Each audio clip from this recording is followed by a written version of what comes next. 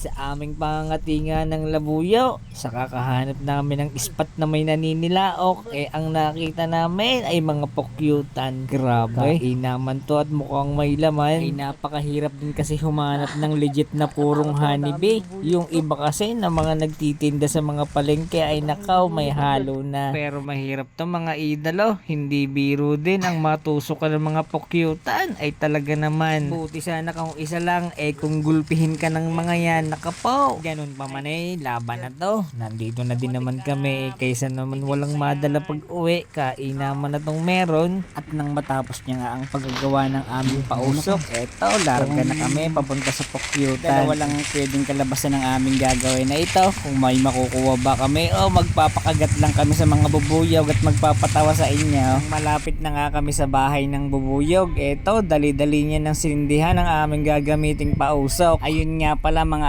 idol, ay hindi kami professional sa pangunguha ng mga honeybee. Ay kung may nakikita kayo na mali sa aming ginagawa, pagpasensyahan nyo na lang ho kami. Sayang din naman kung papabayaan lang namin ang pokyutan na ito, magkakaroon na kami ng libreng honey, mawawala pa. Kaya naman sige, ang mahalaga umuusok at mapaalis namin ang bubuyog. Sa pagkakataon niyang ito, habang lumalakas ang usok, ay lumalakas din ang tibok ng aking puso. Ako'y palinga-linga na nga kung saan ako magtatago dito. Ay nako po, masakit kasi ang matusok ng mga bubuyog. Naranasan ko na yun. Siyang tunay talagang pantal. At eto nga, humanap na nga ako ng pinaka-safety tataguan ko, yung hindi ako mapapasok ng mga bubuyog. Dahil nagsisimula na namin ilapit ang pausok sa mga bubuyog. Sana talaga ay makuha namin to at hindi kami magulpe ng mga pokyutang are. Dahan-dahan na nga rin akong dumidistansya sa aking kasama, ay nakikita ko ay nagliliparan na ang ibang bubuyog. Maayon pa nga ang hangin papunta sa bahay ng bubuyog. Ay naku po talaga naman, ito na talaga to. Nang makalapit nga ang aking kasama sa bahay ng bubuyog, ay sumenyas na, tumakbo ka na Papa Boards. Hindi ako nakatakbo dahil andyan na talaga ang mga bubuyog. Kaya naman mga idolo, dumapa na lang ako at nagtago sa ilalim ng damo. Nakikita ko sa ibabaw ay nako, ang daming lumilipad na bubuyog. Nakakatakot. Napapaligiran na tayo ng mga bubuyog.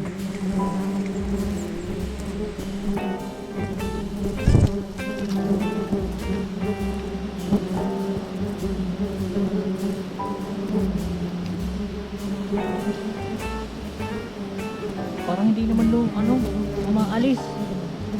Bumabalik din sila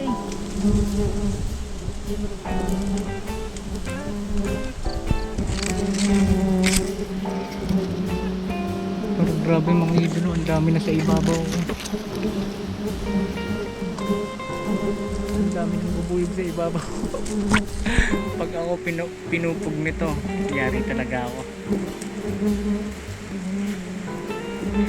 Pinakamainam dito maghintay na lang tayo mga idolo. Ayun na yung safety. Masakit yung may sting ng mga bubuyog, lalo kung marami. Kapal pa naman yan.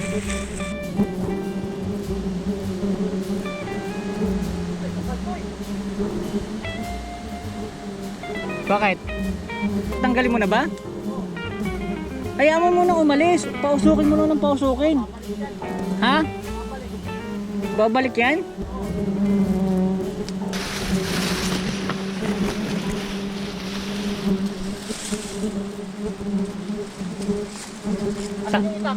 Andito sa akin.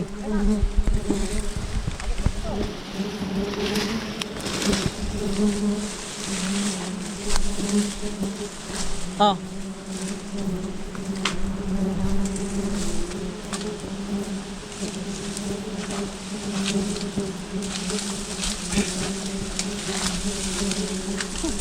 Ha? Busog. Tapatin, sayang. Tanggalin mo. Tublihin mo yung. Hawakan mo. Sasaurin ko.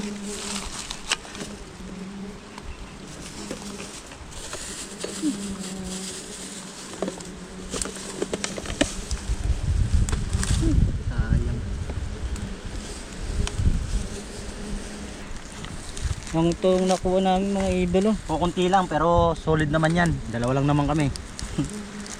Sarap yan sa sa mga bata. Pinaki kasi yan mga idolo.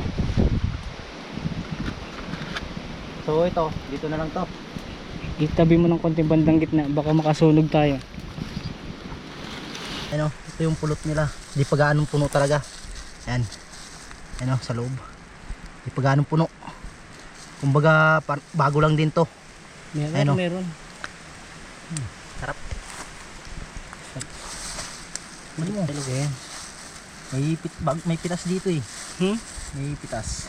Ito, sa gilid. Ito. Yan. Oops, may nanay pa kasama. Dati yung mga kasama ko yung mga aita. Pati yung mga ganito, yung mga pasibol na ano, kain yan. Ay, legit. Kainin mo manak mo. Boy kulot, kaya hindi ka nakasama. Walang huli, pero may huling pukyutan.